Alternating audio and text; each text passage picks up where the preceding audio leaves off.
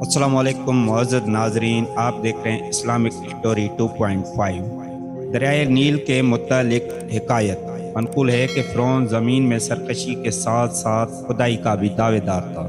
اس نے اپنی قوم کو دریائے نیل کے ذریعے گمراہ کر رکھا تھا، وہ یوں کہ جب یوم نوروز آتش پرستوں کے عید کا دن آتا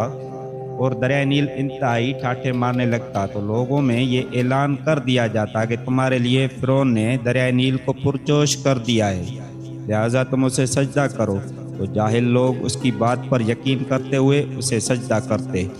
ایک سال دریائے نیل کا پانی کم ہونا شروع ہوا تو اللہ تعالیٰ نے اسے پرجوش موجیں مارنے کی اجازت نہ دی۔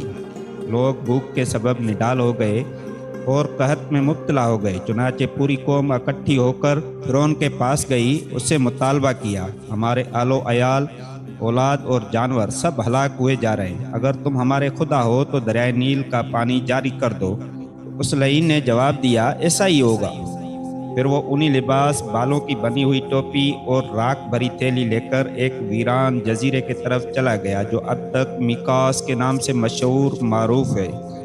اور حکم دیا کہ اس کی رعایا اور قوم میں سے کوئی شخص اس کے پیچھے نہ آئے۔ اس نے جزیرے میں داخل ہوتے ہی شاہی لباس اور سر کا تاج اتار کر اونی لباس اور بالوں سے بنی ہوئی ٹوپی پہن لی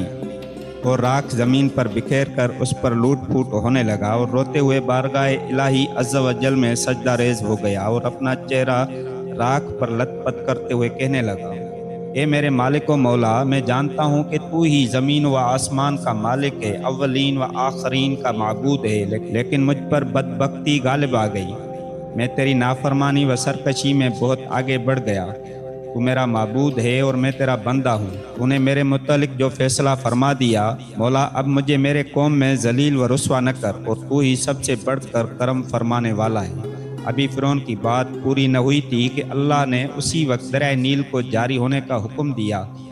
اور اس سے فرمایا، جہاں تک فرعون جائے وہ بھی اس کے ساتھ ساتھ چلے۔ چنانچہ فرعون اپنی قوم میں اس حالت میں جا رہا تھا کہ دریا کا پانی اس کے دامن کو تر کرتے ہوئے ساتھ ساتھ جا رہا تھا،